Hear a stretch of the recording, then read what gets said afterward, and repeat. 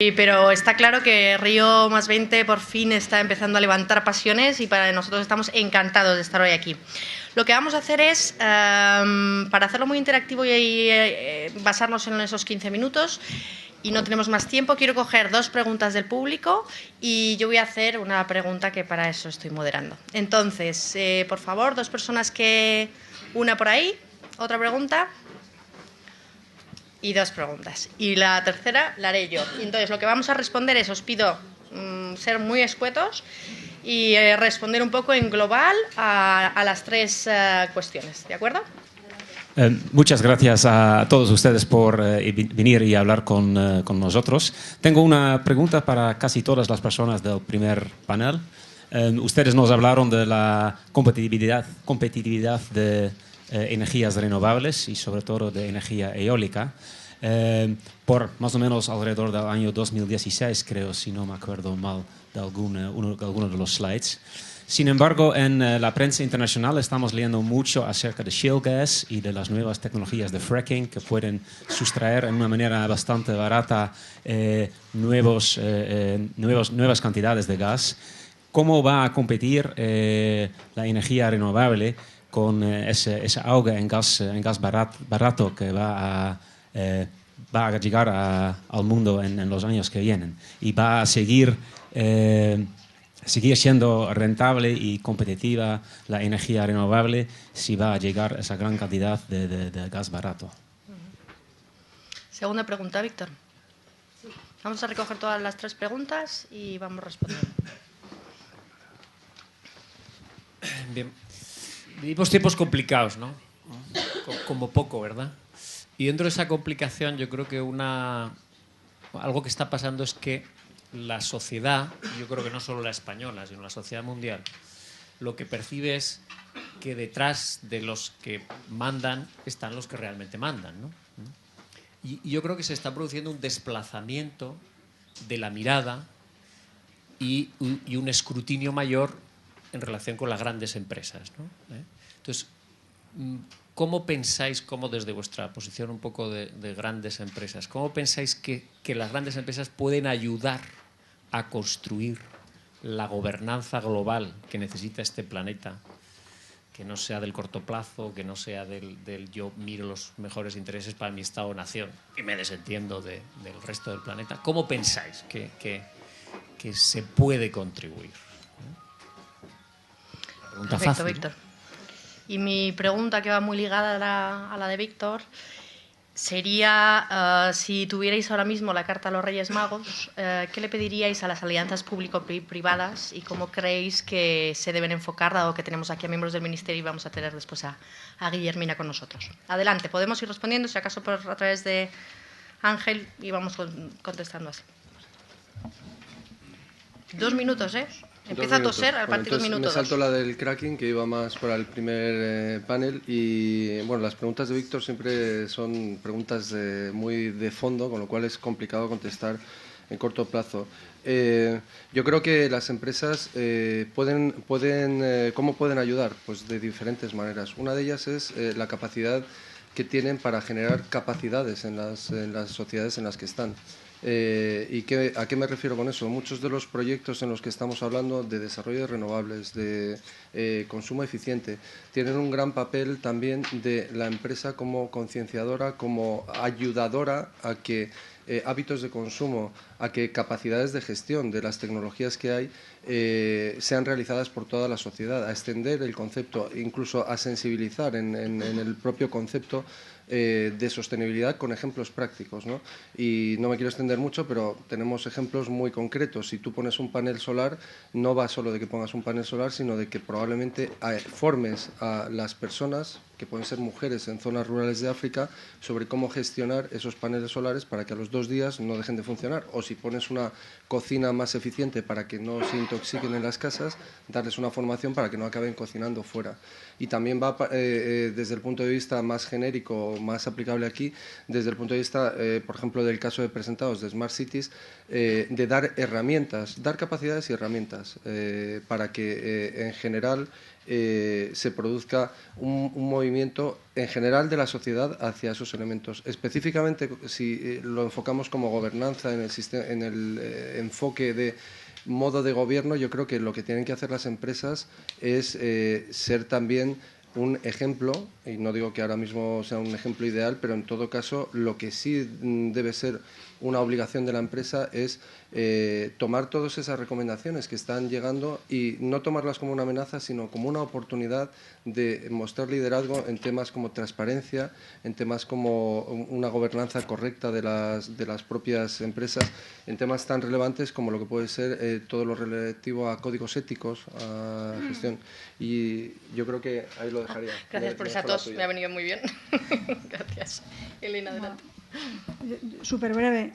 Aunque parezca un poco naif, yo diría que sobre todo escuchando y compartiendo. Es decir, escuchando principalmente a nuestros clientes, no solamente pensando en lo que nosotros queremos conseguir de ellos, sino en los objetivos de ellos. Y yo creo que esto todos decimos que lo hacemos y en el fondo lo hacemos muy poco, pensamos más primero en nosotros y luego en el resto. Y compartiendo en general, porque yo creo que todavía estamos, aunque estamos en la era de la información, creo que las grandes empresas todavía basamos mucho nuestras estrategias en proteger lo que sabemos y lo que tenemos. Y esto, vamos, yo concretamente en el proyecto en el que trabajo lo estoy viendo a nivel de las ganas que tienen o bien las instituciones o bien las otras grandes empresas a compartir la información que tenemos y que realmente no nos reutilizamos. Cambiamos de pregunta para dejarlas todas respondidas. Yo creo que por alusión me toca contestar a las tres. En cuanto a la competitividad del shale gas, de momento a nosotros nos afecta sobre todo en el negocio que tenemos en Estados Unidos, donde los precios o los contratos de venta de energía están, digamos, indexados al precio del gas. Eso de momento hace que la energía eólica pues, tenga dificultades a la hora de ser competitiva, pero también en nuestro caso estamos, bueno, a través de los proyectos de I+D que tenemos, viendo cómo la curva de aprendizaje en el negocio eólico pues nos está permitiendo en los próximos años ser tan competitivos como las tecnologías ya más convencionales. Por decir unas cifras, la eólica estaba ahora entre 70 a 80 euros el megavatio hora en lo que es el coste de la energía.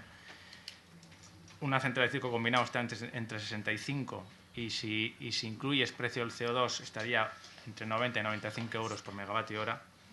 Una central de carbón está en $70 por megavatio hora y si le incluye los precios del CO2 estaría en $115 por megavatio hora. Una central nuclear está entre 75 y $80 por megavatio hora. La fotovoltaica está actualmente entre 150 y 170 dependiendo de la tecnología que utilices y la solar termoeléctrica ya pasaría a cifras un poquito más altas entre los 300, 240, 300.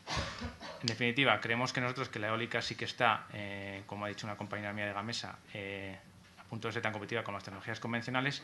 Y lo que nosotros sí que estamos apostando es por la I+D para que el resto de tecnologías lleguen a serlo también.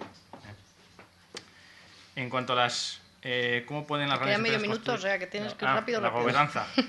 Yo creo que no solo, o sea, hacer un mix, como yo he comentado antes en un ejemplo de un proyecto, de no solo la búsqueda de pura rentabilidad económica o empresarial, sino la búsqueda de otros factores que nosotros tenemos en nuestro ADN de sostenibilidad, que es el equilibrio medioambiental y el progreso social, y combinar esos tres ejes para conseguir un proyecto. Y en cuanto a la Carta a los Reyes Magos, pues bueno, yo creo que es importantísimo, para nosotros es fundamental tener un marco regulatorio estable, a largo plazo y planificado, con objetivos concretos. No queremos hablar de la retroactividad porque eso penaliza un montón tanto la rentabilidad de los proyectos como la imagen del país. La inversión en I+D es fundamental para que esas tecnologías menos maduras lo lleguen a ser y sean más competitivas. Y también me gustaría resaltar tanto el desarrollo de la energía en grandes plantas como en generación distribuida y el enfoque también en el transporte, que es un medio, bueno, que es una fuente muy importante de emisión de CO2. Gracias. Gracias. Ricard. Sí, yo respecto a la pregunta segunda, yo utilizaría una palabra que es respeto. Yo creo que se puede ayudar a la gobernanza desde las empresas con respeto. Las empresas tienen que respetar que hay diferentes stakeholders para los proyectos. Y segundo, que cada realidad es distinta, lo he dicho un poco antes, y por tanto hay que saber adaptarse a cada realidad, hay que respetar eso. Pero es verdad que las realidades, las ciudades, los stakeholders, los poderes públicos también tienen que respetar una cosa básica para las empresas, que es que estás dispuesto a invertir, pero tienes que tener retorno.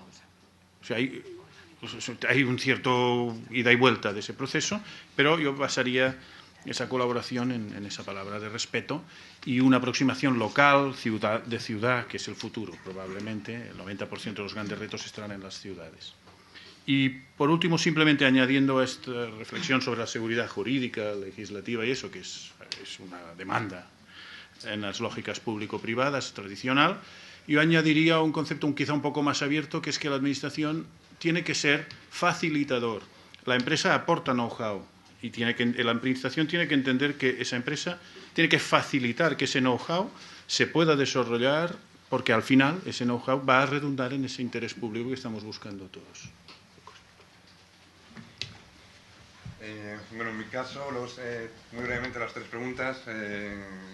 Efectivamente, pues ahora puede haber un gas más barato, como hablaban anteriormente, pero yo creo que la eólica va a seguir siendo competitiva. Es decir, la curva de aprendizaje sigue demostrando que cada vez es más competitiva y lo seguirá siendo. Por lo tanto, yo creo que incluso la eólica soluciona otros problemas, que en el caso de España todavía no hay unos descubrimientos, excepto en el País Vasco, a lo mejor de ese tipo de gas, por lo tanto seguimos teniendo una dependencia energética del exterior. La eólica sigue siendo en este caso pues, una apuesta para evitar esa transferencia de renta a terceros países, donde está el origen de este combustible. ¿Cómo puede ayudar la empresa? Principalmente creo que la empresa lo que aporta pueden ser soluciones. Es decir, hay una serie de problemas, todos podemos ser partícipes de esos problemas, la sociedad en general, pero la empresa lo que principalmente puede aportar es soluciones a través de la I+D+I principalmente, y ventaja competitiva a través de esa innovación. Lo que pediría, pues precisamente es ese marco regulatorio que aproveche las ventajas de esas soluciones, que incentive el uso de esas posibles soluciones y de esa manera pues evolucionar hacia un desarrollo más sostenible para todos, ¿no? Y un ejemplo es el mercado de emisiones, el comercio de emisiones. Es decir, incluso ligándolo al gas, el gas tiene que pagar esos derechos de emisiones, las energías verdes no, pues eso, aunque no sea del todo competitiva, con mecanismos de este estilo pues las hacen competitivas. A lo mejor no ha sido el mecanismo perfecto, se pueden hacer otros, pero mecanismos de esta naturaleza son los que ayudarían a ese desarrollo. Susana. Sí, brevemente me repetiré con algunos de mis compañeros sobre el shale gas. Yo creo que la eólica y el futuro de la eólica depende de sí misma. Creo que a eso hemos llegado las empresas, a ese convencimiento hemos llegado las empresas que nos dedicamos a ello. Es verdad que el shale gas tiene costes que, sobre todo en Estados Unidos, están asociados. El precio está asociado al gas y tiene costes bastante pequeños, pero yo en el shale gas habría que también ver el impacto medioambiental que puede tener la ruptura de la roca y de la extracción de ese gas. Y ya no solo la eólica no es competitiva ya, o lo va a ser en el 2016, sino que tenemos casos como Brasil. Las últimas subastas en Brasil, el precio de la eólica ha sido más barato que el gas. En Osaka, algunos compañeros han comentado proyectos, en Osaka hay recurso eólico estupendo y sigue siendo competitiva, e incluso en algunos estados de Estados Unidos como Texas también es competitiva ya sin necesidad de ninguna subvención. Sobre la gobernanza, además añadir a lo que han comentado, creo que las empresas que trabajamos en mercados globales y que tenemos vocación de permanencia, nos hemos dado cuenta que el corto plazo, que hay veces que te lo imprimen hasta los mercados, bueno, pues acaba de no ser una buena herramienta de reputación. Bueno, cualquier cosa que hagas mal en cualquier mercado hoy en día se sabe en todos, entonces creo que todos entendemos que haciendo las cosas, compartiendo experiencias y tratando de compartir riqueza y compartir sostenibilidad con las comunidades con las que nos desarrollamos es el mejor camino. Quizá no sea el más fácil, pero es el mejor camino para el largo plazo. Y sobre el gobierno, pues también lo que han comentado mis compañeros, estrategia medio y largo plazo. Sé que en esta coyuntura es complicadísimo, pero las empresas necesitamos trabajar. O sea, las empresas tenemos que estar trabajando ya para los próximos 10 años. Entonces necesitamos hoja de ruta y necesitamos una estrategia a medio y largo plazo, porque las inversiones llevan su tiempo. Nuestra base industrial, nosotros somos una empresa industrial, nuestra base industrial no puede desmantelarse un día y dentro de 2 años volver otra vez a producirse porque hemos perdido know-how, hemos perdido experiencia, hemos perdido innovación, hemos perdido un montón de cosas. Entonces, bueno, la hoja de ruta y el medio o largo plazo es importante. Muchas gracias.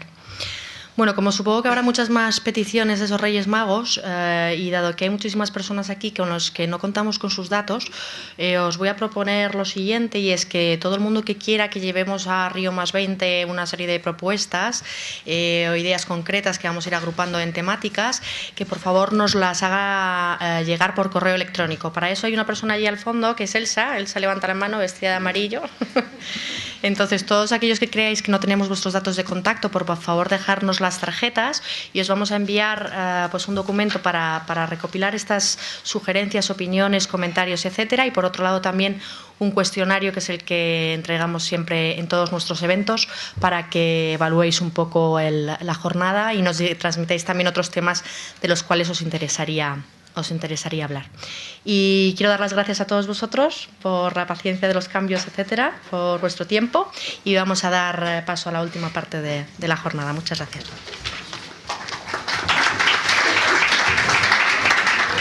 Hemos dado un repaso a visiones de diferentes empresas en temas de energías renovables y en temas de ciudades inteligentes. Queríamos, por supuesto, completar con la parte del tercer sector y con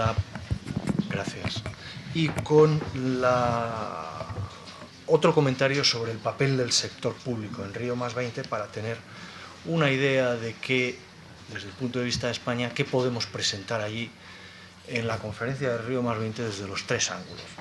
Sin más, comentaremos algo al final y si somos un poco disciplinados con el tiempo, los 10 minutos cada uno, pues tendremos un momento también para hacer al final algún comentario, alguna pregunta, alguna... Yo creo que se me oye, ¿eh? Sí. Tenemos... mejor, ¿verdad? Sí, mejor. Tenemos seguro algún momento para hacer tener algún coloquio, responder alguna pregunta y así tener una visión de los tres sectores. Vamos ahora a escuchar a Javier Hernández. Javier trabaja en la Secretaría General de Cooperación del Ministerio y nos va a contar dentro de este título genérico, el papel del sector público en Río+20. Muy bien, aparte de un acto específico sobre el que quiere comentar, ¿qué ideas tiene la Administración, en este caso el Ministerio de Exteriores, en relación con la conferencia de Río+20? Javier, cuando quieras. Sospecho que necesito usar este micrófono. Gracias. Sí. Buenos días a todos. Como introducción primera a mi presencia, ha estado mi jefe, Gonzalo Robles, secretario general de Cooperación, inaugurando esta jornada, con lo cual ya nuestra presencia ha quedado clara ahí. Pero nosotros representamos la D en el título oficial de la conferencia de Río, que es Conferencia de Naciones Unidas para un Desarrollo Sostenible. Nosotros somos la D.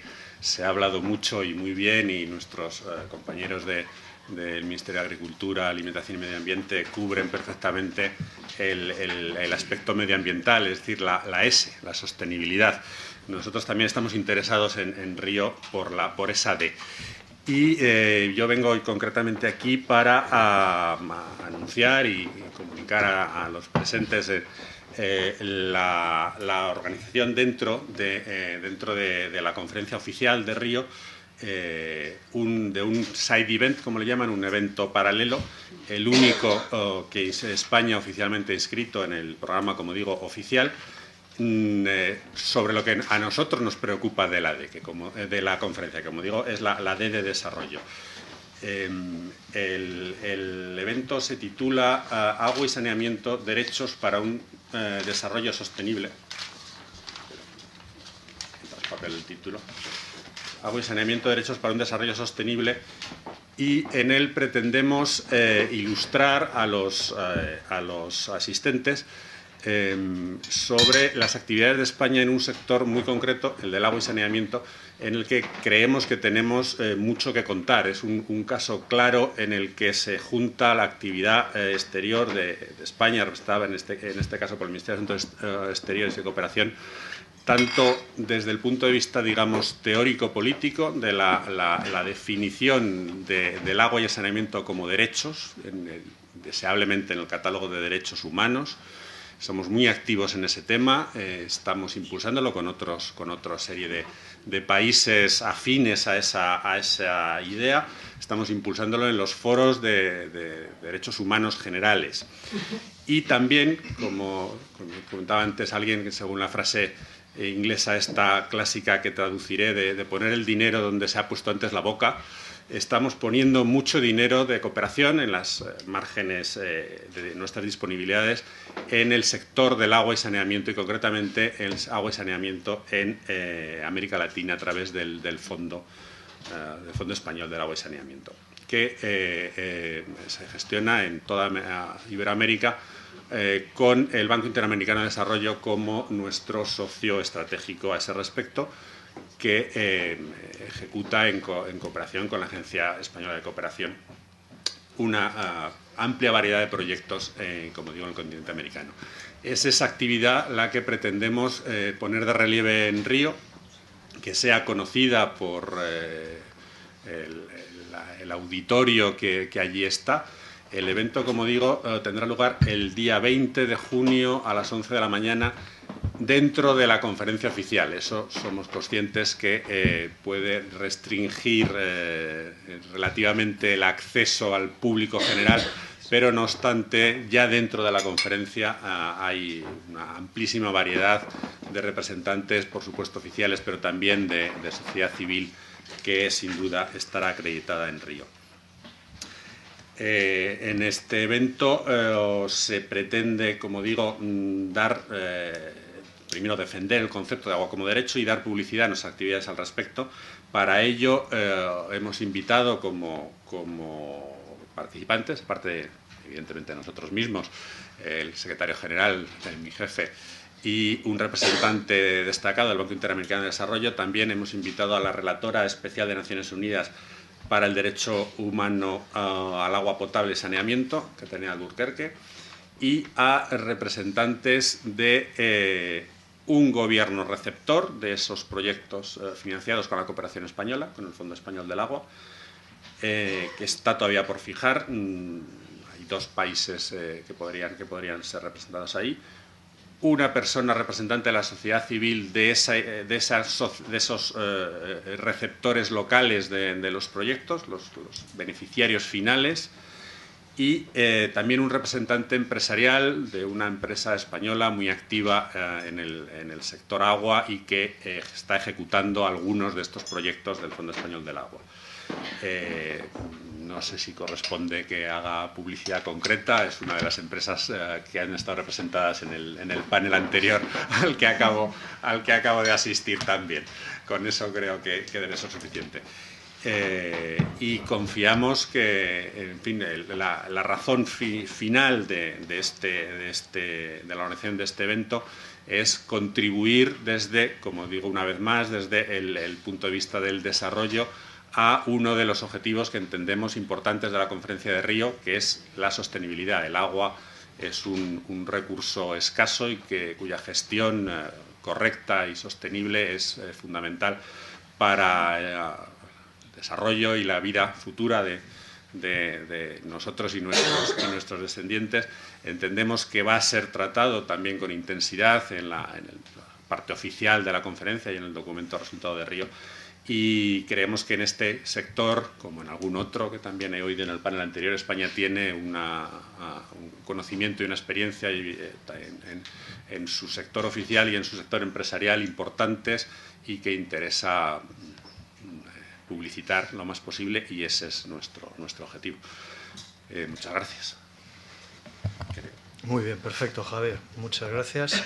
Como decía Javier, antes de volver al sector público para la clausura, con la presentación de la directora general que se ocupa directamente de medio ambiente en el Ministerio de Agricultura, Alimentación y Medio Ambiente, vamos a ver antes la parte de tercer sector. Y para ello tenemos dos personas que son Sonia Castañeda, directora de la Fundación Biodiversidad, y Víctor Viñuales, director ejecutivo de la Fundación ECODES. Son dos personas bien conocidas por todos aquellos que tienen alguna actividad en el sector medioambiental en España y fuera de España también. Así que no voy a hacer ninguna presentación porque les conocéis de sobra. Sonia, por favor. Nosotros venimos a contaros una humilde y pequeña iniciativa que esperamos que sea muy grande y muy útil para todos los que vais a estar en Río, ¿no? Más que formar parte del tercer sector, como sabéis, somos una fundación del sector público. Nosotros dependemos del Ministerio de Alimentación, Agricultura y Medio Ambiente. Perdonad un segundo, a ver si... Ahora, perfecto. Ay, no, perfecto, no. Ya. Y llevamos trabajando desde el año 98 por la conservación de la biodiversidad y del patrimonio natural, y trabajamos en torno a 5 líneas estratégicas: patrimonio y biodiversidad, desarrollo rural, cambio climático, medio marino y cooperación internacional.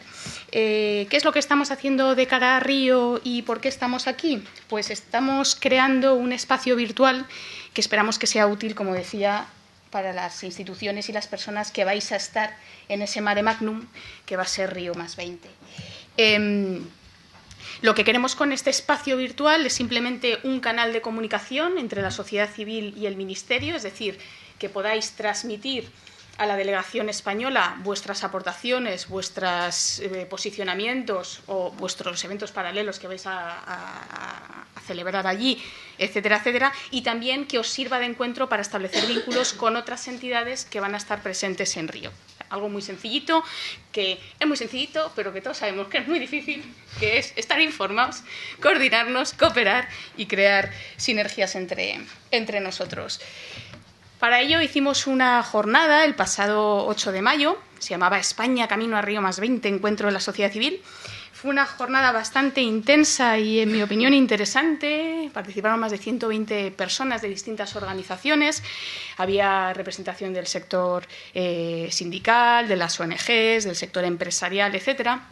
Y aparte de contarnos cada uno qué es lo que iba a hacer o qué iniciativas estaban en marcha de cara a Río+20, se hicieron distintos talleres participativos en torno a los 2 temas de la conferencia, que son economía verde y gobernanza, como sabéis. Talleres participativos que fueron además bastante informales. La foto que veis ahí a la derecha, eso es un grupo de trabajo trabajando. Y como veis, hicimos pequeños microgrupos y al principio reconozco que estábamos un poco escépticos con respecto a si íbamos a ser capaces de conseguir un documento de conclusiones. El objeto de la jornada era un documento de conclusiones, no un documento de posicionamiento de la sociedad civil, que es mucho más, son 2 cosas totalmente diferentes. Pero sí que queríamos aprovechar este punto de encuentro de 120 personas para recabar las ideas de la sociedad civil, las aportaciones, etcétera, y entonces contamos con un documento de conclusiones que a la delegación española le resulta de utilidad para saber un poco cuáles son las reivindicaciones y los intereses que tiene la sociedad civil o parte de la sociedad civil que participó en este foro. Es un granito más de toda esta playa en la que nos movemos. A partir de esta fecha pusimos en marcha este espacio digital, que lo hemos llamado para Encuentro de la Sociedad Civil. Como os comento, lo que podéis encontrar aquí es, por un lado, el documento que he comentado de esa jornada, pero otros muchos más que ahora os comentaré. Lo que buscábamos, uno de los objetivos de la red, era que los que vais a estar allí sepáis quién más va a estar. Yo estuve hace 10 años en Johannesburgo, además con Víctor, y cuando vas a este tipo de cumbres multitudinarias, que son mucho más que una COP, o tienes muy claro cuáles son tus objetivos o te pierdes, y generalmente te das cuenta que le podías haber sacado siempre muchísimo más partido del que le sacaste. Y algo tan sencillo como qué otros españoles están aquí y qué quieren hacer y qué están haciendo, es una información muy sencilla, pero que nunca hemos tenido a nuestro alcance, salvo que conoces a, mira, pues va a ir Víctor y va a ir no sé quién. Entonces, lo que queríamos era, y lo que queremos es, contar con un listado de todas aquellas organizaciones y personas que vais a estar, por lo cual os invitamos a que entréis en el microsite y si vais a estar en Río, os inscribáis para que 2 días antes de iros o incluso desde ya saquéis el listado, lo podáis imprimir y desde ya podáis establecer vuestra agenda y vuestra estrategia para cuando estéis en Río. Y a lo mejor nos damos cuenta de, anda, mira, de Acciona va a ir alguien de Acciona a Madrid, pero no, va a ir alguien de Acciona a Brasil. Es decir, vais a poder planificar mejor vuestra estrategia, vuestra agenda y los objetivos y poder valorar un poco qué resultados tangibles vais a poder sacar de Río, aparte de lo que se esté tramitando a nivel oficial, formal, de resoluciones, etcétera. Entonces, el producto aquí es un listado de personas e instituciones que vais a estar en Río+20 y de verdad que os invitamos a que contribuyáis dándonos vuestra información. En el microsite hay otro apartado que es Comparte tu visión. Aquí, por un lado, lo que queremos es que si tenéis un documento de posicionamiento que queráis compartir con otros, lo volquéis, y si vais a celebrar algún evento paralelo, lo volquéis también. Y entonces todo se irá nutriendo al siguiente apartado que veis en la pantalla. A fecha de hoy está, por un lado, hemos volcado documentación general vinculada al proceso de Río, pues lo que es el borrador cero, etcétera, etcétera, más documentos oficiales, pero yo creo que la sustancia, la parte que puede realmente ser interesante para vosotros y para la delegación española son los documentos de posicionamiento que están volcando las entidades españolas. A fecha de hoy hay solo 12, se me ha olvidado comentar, en el listado de participantes hay solo 26 y, sin embargo, de aquí, de hablar con muchos de vosotros, sabemos que vais a estar en Río y por eso os estamos pidiendo la información. Documento de posicionamiento, por ejemplo, veis ahí un documento del propio Ministerio, participación del Estado español en el proceso de Río, un documento de Greenpeace sobre el plan de rescate de los océanos para Río+20, las conclusiones de un seminario que hizo UNESCO Echea de cómo incidir en las cumbres internacionales, el futuro de las agendas 21 locales en la perspectiva de Río+20, de la red de redes de desarrollo local sostenible en España, etcétera. Una vez más, os invito a nutrirlo para que sea una herramienta útil para vosotros.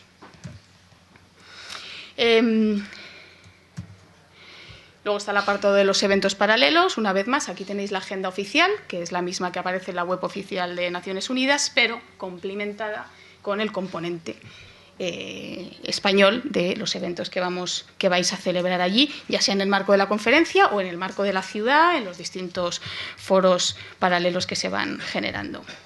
Y yo, por mi parte, nada más, creo que he hecho un uso estricto del tiempo. Se lo cedo a Víctor de esos minutos. Y nada, invitaros a utilizar esta herramienta, que al final lo que buscamos en la Fundación Biodiversidad es generar este espacio de encuentro, y este espacio de encuentro será útil o no dependiendo de si vosotros queréis que sea útil o no y de si pensáis que le podéis sacar partido, ¿no? Muchas gracias.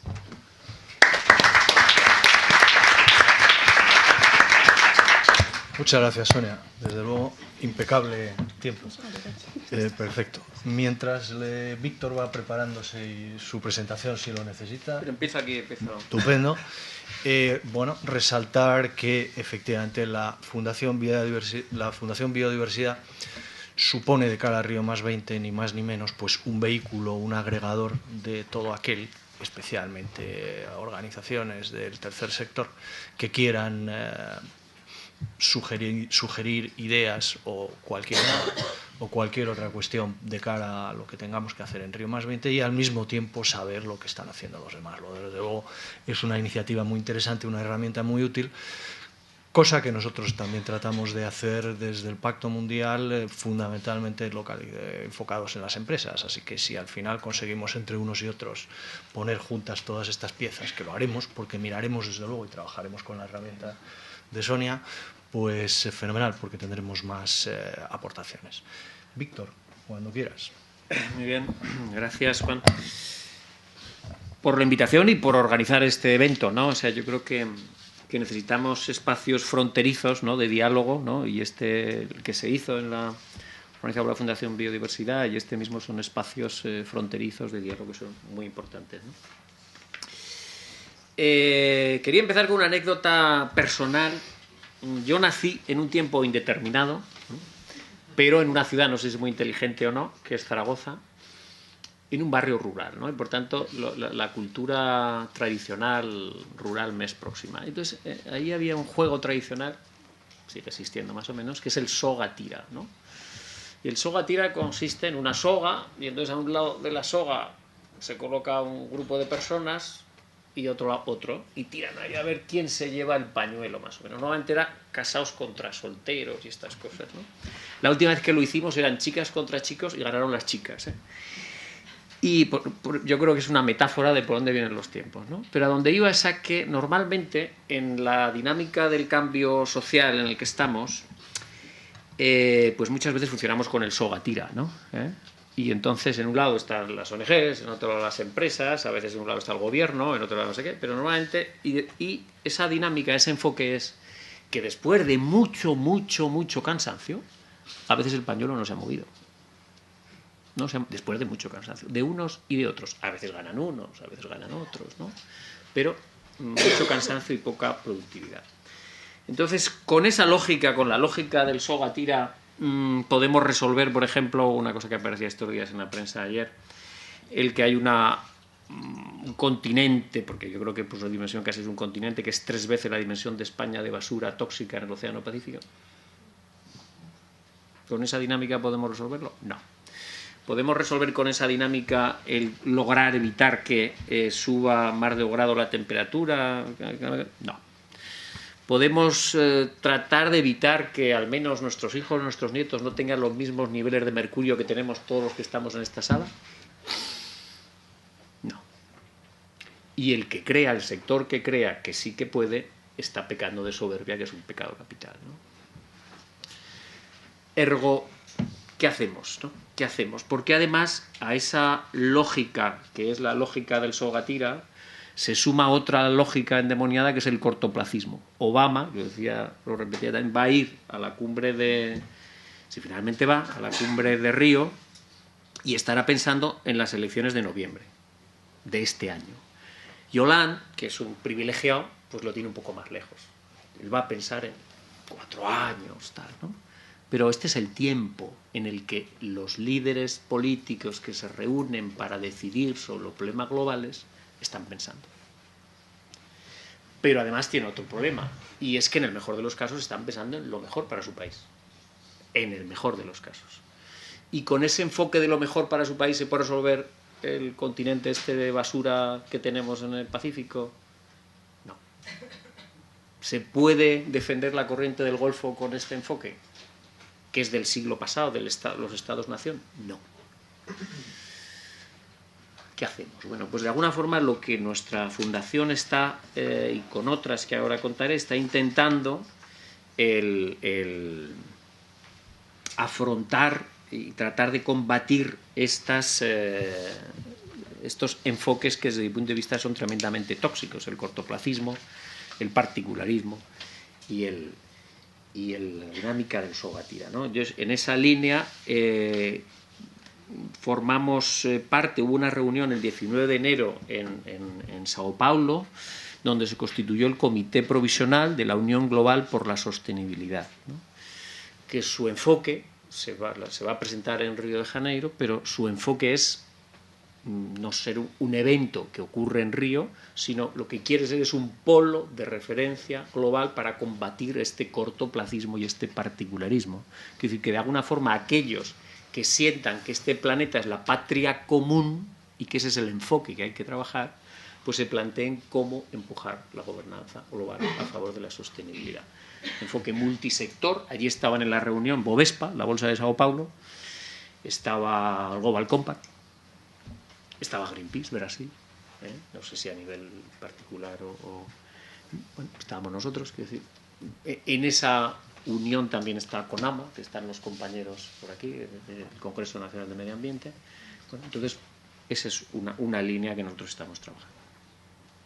Segunda línea, porque la otra la tengo ahí y entonces por eso me levanto, ¿no? Segunda línea, junto con la Fundación CONAMA, nosotros estamos empujando, ¿no? Y por eso nos sentimos muy agradecidos un poco de estos foros, ¿no? Nosotros lo que quisiéramos, nuestro objetivo sería el que el estado de tribulación que estamos pasando, ¿no? En nuestro país, ¿no? De ensimismamiento, de depresión, ¿no? Colectiva en el que vivimos, lo que desde nuestro punto de vista no puede significar, no debe significar que dejemos de contribuir al desafío actual que es construir esa gobernanza global a favor de la sostenibilidad. Nos hemos dado cuenta también en la crisis económica que los problemas de España no los soluciona solo la Moncloa ni Bruselas y que se necesitan acciones globales. Y en el caso del medio ambiente es todavía más claro, ¿no? Entonces, nuestra idea sería que los actores claves de la sostenibilidad en España se personen en este proceso, participen, se impliquen, ¿no? En Río y más allá de Río en la gobernanza global. O sea que no puede ser que antes porque era la autarquía franquista y ahora porque nos ha entrado la ola de que estemos al margen de lo que ocurre y nos coloquemos ante estos procesos como el que se coloca frente al televisor a ver qué ocurre para opinar, efectivamente, si me gusta o no me gusta lo que ocurre, pero no para participar. Tenemos que ser actores y no espectadores. Con esa filosofía estamos, como decía, junto con la Fundación CONAMA, impulsando a corto plazo una reunión el día 31 para compartir agendas, bueno, pues un poco la misma filosofía que se planteaba aquí y que planteaba la directora de Fundación Biodiversidad, para compartir agendas. La gente que esté interesada el 31 por la tarde, pues que a gente de Fundación CONAMA o a mí mismo, pues encantados. 2, estamos en la edición de un número especial de la revista digital Es Posible en español e inglés para visibilizar la acción de los actores claves de la sostenibilidad en España, para que de alguna forma se vea que bueno, podemos estar en crisis, pero no atontados, ¿no? De una forma irreversible, ¿no?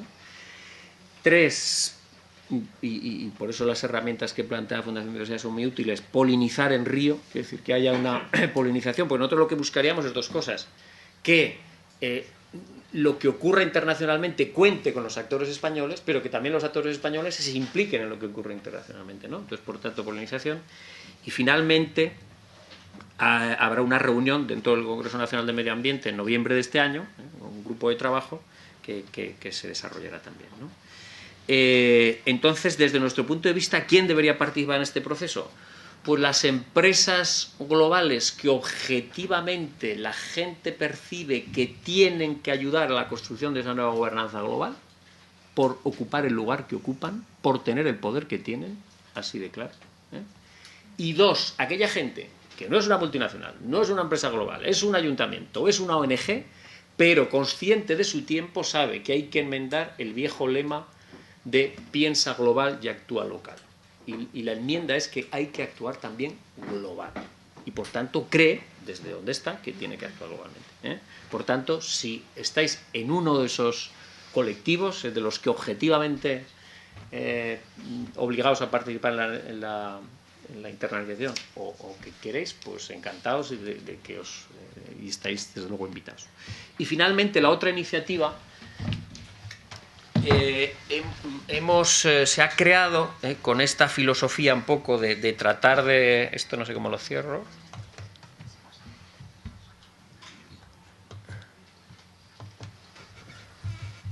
Bueno, aquí... Ahí no. Entonces se ha creado, pero con esta filosofía un poco que yo decía, ¿no? De tratar de evitar el soga tira. Y la flecha aquí. Sí, es que no se ve, sí, pero bueno, yo creo que sí. Esta coalición, ¿no? Para la economía verde, ¿no? Donde están gente de empresas, que está el World Business Council, ¿no? For Sustainable Development, está Philips, ¿no? Pero ahí está el Programa de Medio Ambiente de Naciones Unidas, está UNEP, ¿no? Está... Bueno, se ha pasado todo tan rápido. ¿Qué ha pasado aquí?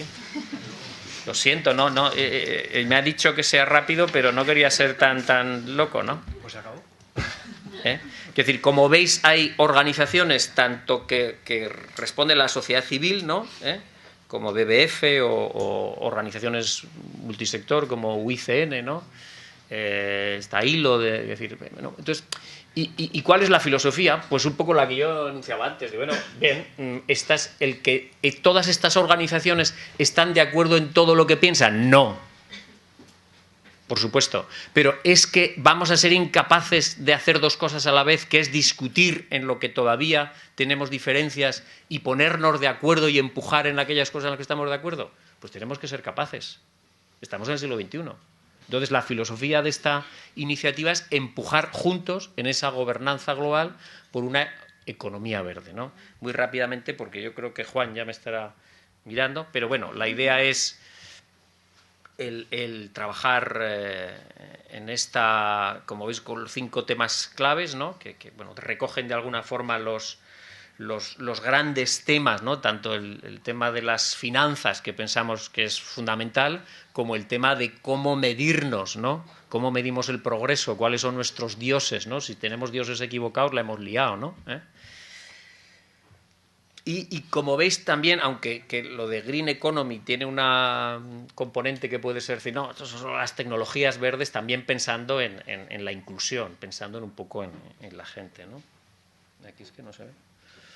Bueno, entonces, o sea, hay una serie de... Pero bueno, yo no quería tanto extenderme, es un poco que conocierais un poco la iniciativa. Muy bien, Víctor, muchas gracias. Y te agradezco también a ti como a los demás el que hayas hecho un esfuerzo de condensación, de compresión de los mensajes principales, que yo creo que están claros. Si queréis, aprovechando que tenemos, antes de clausurar, otra visión del sector público desde el lado de medio ambiente, pero tenemos sentados con nosotros a gente de cooperación y desarrollo del Ministerio de Exteriores, Javier, que ya ha hablado, y Marta Pedrajas, de la Agencia Española de Cooperación, y que tenemos también a Víctor y a Sonia. Si tenéis alguna pregunta o algún comentario para ellos sobre estas cuestiones que hemos tratado o alguna otra, pues adelante. Yo os invito a que, si alguien tiene algún comentario, lo haga lo más breve posible, diciéndonos quién es, a quién representa, y si no, yo tengo un tema para ellos que hemos tocado interesante. Como si alguien quiere hacer alguna pregunta, por favor, muy brevemente, tenemos tiempo para una o dos, por favor. Nos dices tu nombre y a quién representas y nos haces la pregunta brevemente. Y si acaso escuchamos una otra, por si hay que agregarlas, y yo di, por favor. Mi nombre es Joaquín.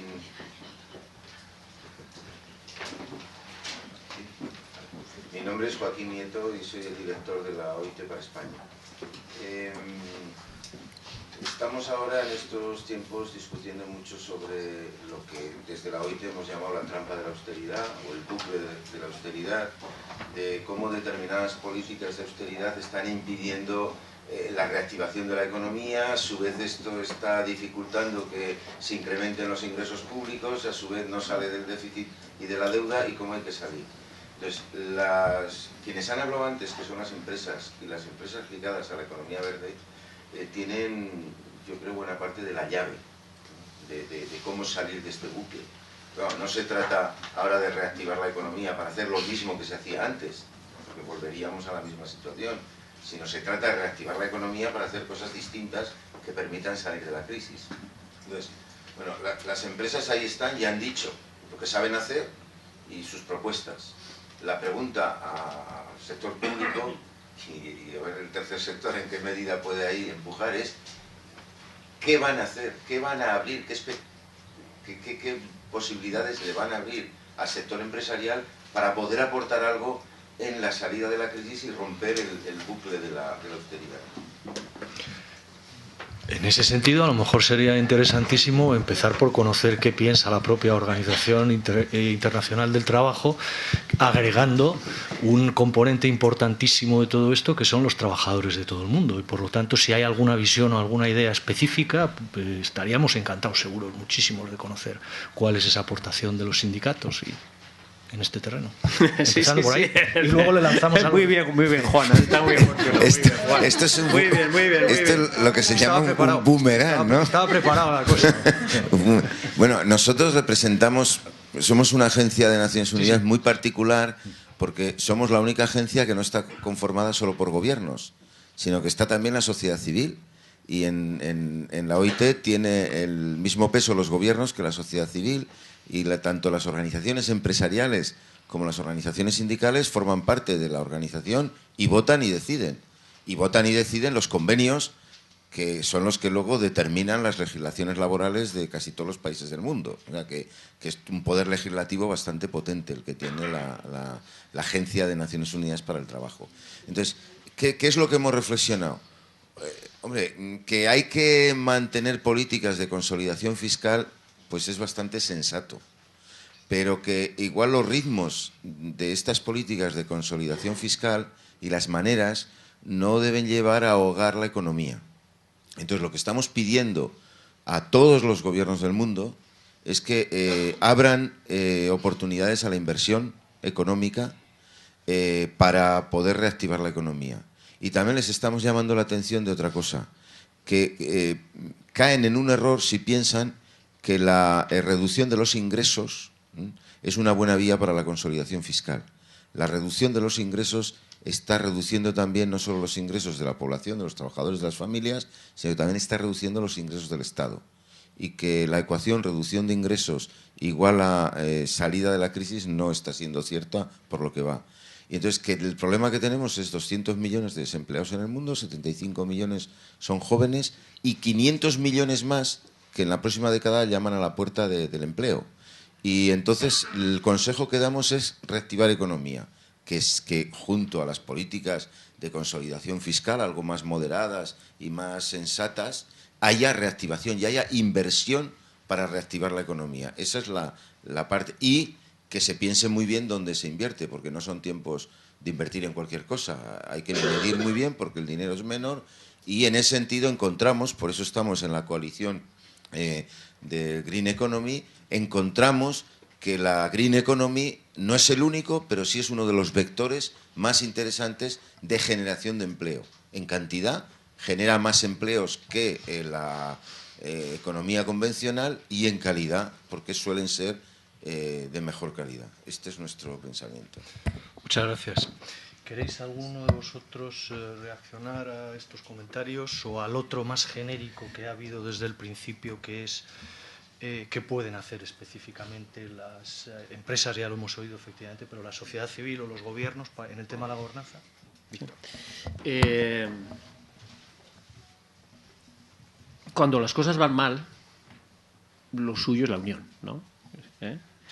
Y no la desunión, y no el sogatira, ¿no? Es decir, a mí la OIT, el Programa de Medio Ambiente de Naciones Unidas, la Internacional de los Sindicatos, la Internacional de los Empresarios editaron un informe magnífico que se llama Green Jobs, empleos verdes, y ahí relacionaba una serie de iniciativas que se estaban desarrollando en el norte y en el sur en relación con esa economía verde, con esos empleos verdes. Y había muchas muy interesantes, pero una, por la proximidad, se había hecho en Alemania, ¿no?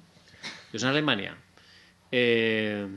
los empresarios de la construcción, más los sindicatos de la construcción, más el gobierno, más las organizaciones ambientales, se pusieron de acuerdo en un programa de rehabilitación de 340.000 viviendas con criterios ambientales y sociales también. A veces hay que poner ascensores para la gente con temas de movilidad.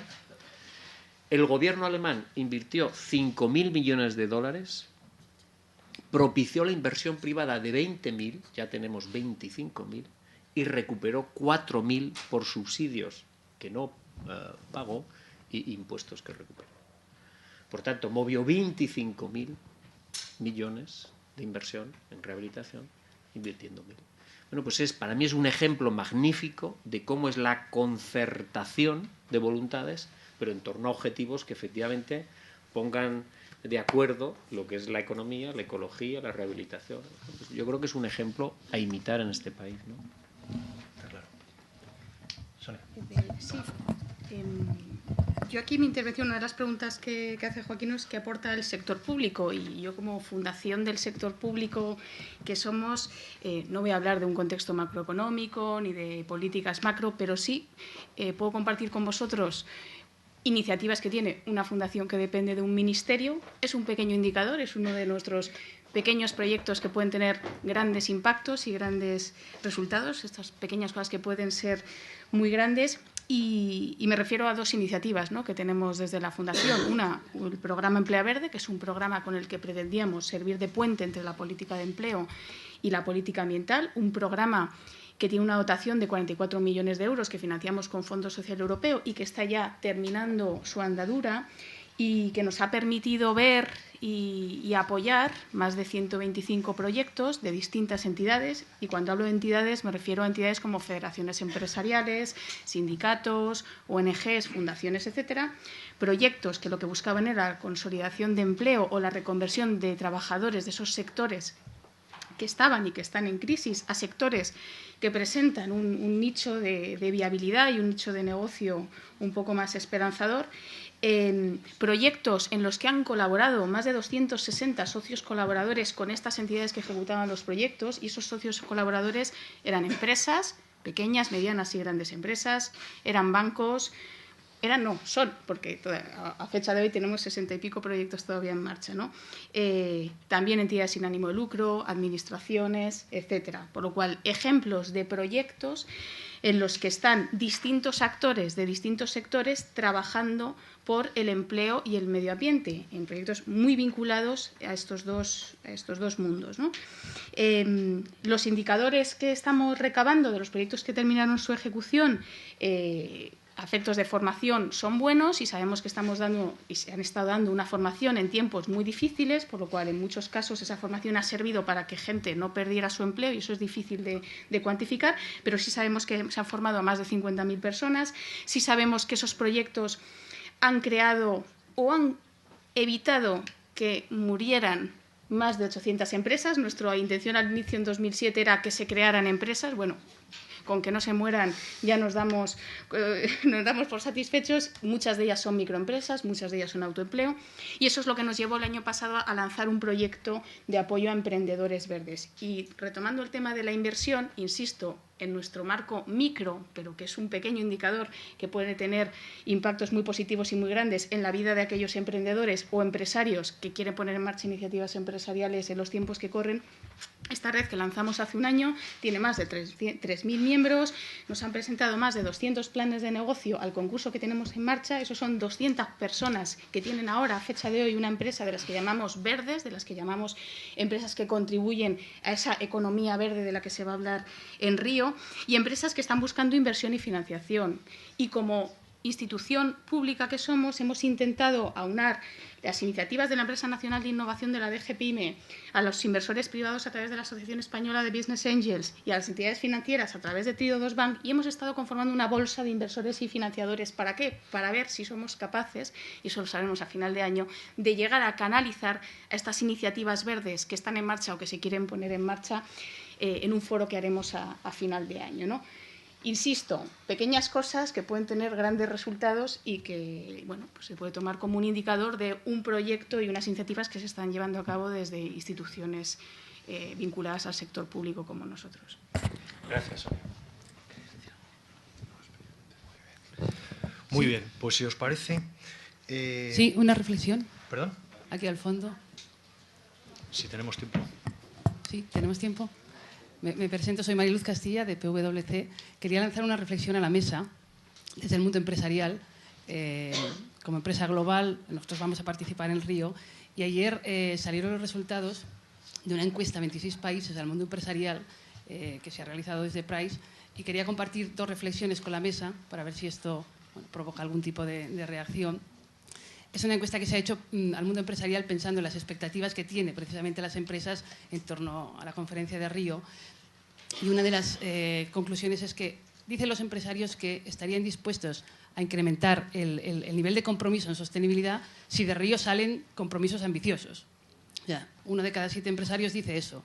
Si de Río salen compromisos ambiciosos, nosotros estamos dispuestos a incrementar a ser más ambiciosos también en nuestros objetivos.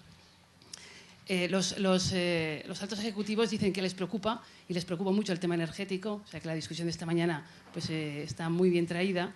Les preocupa mucho de cara al futuro el tema del agua y otros temas relacionados con sostenibilidad, como por ejemplo pues, el consumo responsable o incluso la desigualdad entre países, porque hacer negocios en países donde las desigualdades son enormes es muy complicado. Y quizá la última parte, que es la que lanzo a la mesa, la verdad es que lo que dicen los empresarios es que esperan bastante poco de Río. Hay un cierto escepticismo a que realmente se puedan conseguir grandes acuerdos, quizá pues por otras cumbres que ha habido hasta ahora. Eso es lo que manifiestan. Y sin embargo manifiestan que seguramente confían más en medidas regionales o nacionales de todo tipo, legales, fiscales o incluso incentivos a la inversión, y piensan que posiblemente esas medidas más cercanas puedan ayudar a avanzar más en la ruta del desarrollo sostenible. Entonces son resultados que salieron ayer publicados y que lanzo a la mesa por si pues, hay algún comentario. Gracias. Muchas gracias. Vamos muy estrechos de tiempo para el calendario de todo el mundo y los compromisos de todo el mundo. De todas maneras, no eludimos la pregunta, y lo que vamos a hacer va a ser dar paso a la intervención, a la presentación de Guillermina Yanguas, la directora general de Calidad y Evaluación Ambiental y Medio Natural del Ministerio de Agricultura, Alimentación y Medio Ambiente, y en los comentarios finales, que van a ser brevísimos, para permitir además a los que tengan prisa que abandonen y no los escuchen si no les parece. En los comentarios finales hacemos un comentario sobre esto. Muchísimas gracias a los ponentes que acaban de participar por sus intervenciones. Yo creo que se merecen un buen aplauso. Muchas gracias a todos. En primer lugar, para mí es un motivo de alegría que este encuentro fundamental entre el sector público y el sector privado haya tenido lugar de cara a la preparación de la inminente conferencia de Río +20.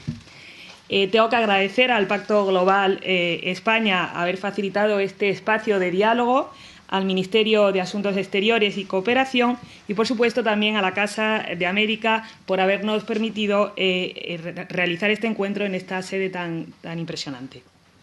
Quedan solo 27 días para el comienzo de la 4ª Conferencia de Naciones Unidas sobre Desarrollo Sostenible. Por ello, es de gran interés para España y para el Ministerio en particular, conocer qué resultados esperáis de Río y qué oportunidades identificáis en los temas cruciales que allí negociaremos. Se ha dicho que la percepción general es que es muy difícil que en Río se adopten acuerdos, que hay cierta desilusión respecto a lo que va a ocurrir en Río. Espero que eso no sea así y queremos, por ello, escuchar vuestras aportaciones, compartir e integrar vuestras ideas.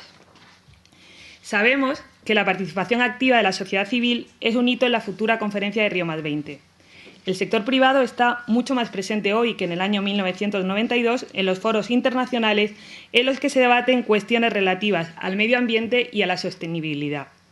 Reconocemos, por tanto, la importancia del papel clave que éste ha de jugar para impulsar la agenda de desarrollo sostenible.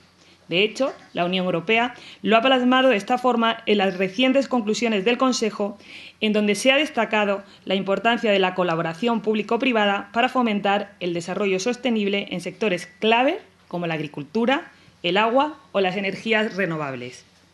Por esa razón, por la importancia que tiene la visión de la sociedad civil española en la preparación de Río, el Ministerio, a través de la Fundación Biodiversidad, que ya ha estado aquí representada en esta mesa por su directora, organizó, como ustedes saben, a principio de mes, un encuentro con vosotros. Se ha habilitado también una página web específica para facilitar el intercambio de información entre actores gubernamentales y sociedad civil, colaboración que va a continuar en Río +20, donde pretendemos organizar encuentros periódicos con las empresas que estén allí. Prueba de la importancia que para el Gobierno tiene el desarrollo sostenible es el nivel de representación que va a acudir a Río +20, con la presencia, como saben, del presidente del Gobierno, el ministro de Agricultura, Alimentación y Medio Ambiente y el secretario de Estado de Medio Ambiente, aparte de la presencia a nivel más técnico mía y de colaboradores del Ministerio para preparar esos objetivos que esperemos que sí que se alcance. Tendremos en esos días intensos una agenda participativa, atendiendo a actos tanto de carácter institucional en el ejercicio de la presidencia del Programa de las Naciones Unidas para el Medio Ambiente que ostenta nuestro secretario de Estado, como empresarial. Las empresas españolas tienen una alta competitividad exterior y entendemos que estos foros pueden ser una magnífica oportunidad para promocionarlas. Somos conscientes de que hoy en día las administraciones públicas necesitan actuar de forma conjunta con el sector privado. No podemos afrontar solas los retos de sostenibilidad que plantea nuestro modelo de crecimiento y, por tanto, no tenemos más que afirmar que el desarrollo sostenible es un reto común y que nos atañe a todos. En este camino, desde el Gobierno debemos guiar a las empresas a través de nuestras políticas y del establecimiento de marcos regulatorios estables en el respeto del medio ambiente y en la promoción de pautas de consumo y producción sostenible. Pero no solo eso. Además, debemos incentivar para que la sostenibilidad sea una opción económica y socialmente atractiva. Si no, de poco servirá lo mucho que queramos vender de la sostenibilidad. Tiene que ser también económicamente atractiva y en eso estamos trabajando. La iniciativa de Pacto Mundial respecto a la promoción de los principios en materia de responsabilidad social corporativa y transparencia en la rendición de cuentas de las empresas es fundamental como impulso a las actividades de comportamiento corporativo responsable. Su impacto es cada vez mayor, como se comprueba cada día en el rendimiento de los negocios. Es, por tanto, clave que las empresas identifiquen las oportunidades de negocio que supone la sostenibilidad y que la apuesta que realizan sea reconocida por el consumidor. Sabemos que esa apuesta requiere de inversión en innovación, factor clave para la transición hacia una economía verde. Y es aquí, en la carrera por la innovación y las tecnologías verdes, donde muchas empresas españolas, como es el caso de las que están hoy aquí representadas, son líderes mundiales en sus sectores de actividad. Gracias a vuestro ejemplo, estos modelos y buenas prácticas pueden ser extendidos. Solo a través de vuestra colaboración seremos capaces de conseguir un crecimiento sostenible, económica y ambientalmente que nos permita asegurar la prosperidad de nuestra sociedad actual y futura. Por ello, vuestra participación activa en Río+20, vuestra ilusión, será clave para que los acuerdos que allí alcancemos impulsen la transición real hacia la economía verde, objetivo difícilmente realizable o imposible sin el liderazgo de empresas como las vuestras. Muchísimas gracias y entended estas palabras como una puerta abierta al diálogo en Río+20, donde vamos a trabajar intensamente, pero queremos hacerlo con vosotras y, por tanto, vamos a conseguir, creo que vamos a ser capaces de tener reuniones periódicas con vosotros para que lo que avancemos en Río+20 sea conocido por vosotros y vuestras aportaciones nos ayuden a buscar logros y éxitos y que esa desilusión a la que se hacía referencia antes de mi intervención desaparezca habiendo conseguido logros concretos. Muchísimas gracias.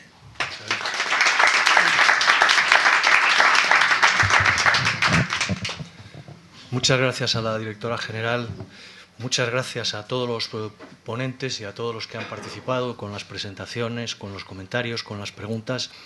Evidentemente nuestro objetivo no era dejar terminado el problema y resolverlo en estas jornadas, naturalmente que no, para eso está el propio Río+20 y después, ¿no? Pero sí queríamos, si queríamos mandar un mensaje, era precisamente este con el que hemos terminado casi todos, que es que existen canales, sector público, lo acaba de decir la directora general del Ministerio, tercer sector, lo hemos visto antes, los canales de la Fundación Biodiversidad o de la Fundación y las plataformas que representa ECODES, nosotros también, Pacto Mundial Humildemente, canalizando a las iniciativas y las ideas de las empresas y de las empresas españolas, en nuestro caso. Luego, todo aquel que tenga ideas y que quiera hacer presentes esas ideas ahí, tiene varias plataformas diferentes para hacerlas llegar a Río+20 si no puede estar físicamente presente.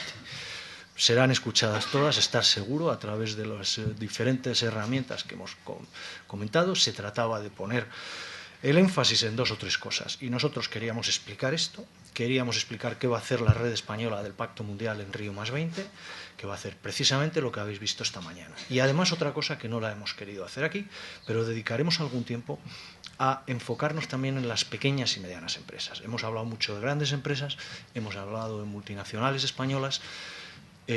Todas las economías, no solo la española, la brasileña, pero también las más desarrolladas, Alemania o Estados Unidos, son economías de pymes, en términos de empleo y muchas cosas más, PIB, etcétera. Queremos, y lo haremos en Río+20, hablar también de las pymes españolas y cómo trabaja el Pacto Mundial y la red española del Pacto Mundial, construyendo y aportando conocimientos, herramientas prácticas para que las empresas pequeñas y medianas, que son las que tienen mayor problema de sumarse a estas cosas, puedan hacerlo solas o de la mano de plataformas con otras empresas grandes que son sus proveedores, que son sus clientes, lo que sea. Es decir, este sería el elemento específico que hoy no hemos tratado, pues no tenemos tiempo, pero que en Río dedicaremos tiempo para lo que estamos haciendo en el ámbito de las pequeñas y medianas empresas, que es muy relevante. Las grandes tienen sus recursos, tienen sus estrategias, hay que también ir sumando a las pequeñas y medianas. Y esto es todo. Deciros que muchísimas gracias otra vez, también a Casa América por las facilidades que nos ha dado y la flexibilidad, la logística y todo esto.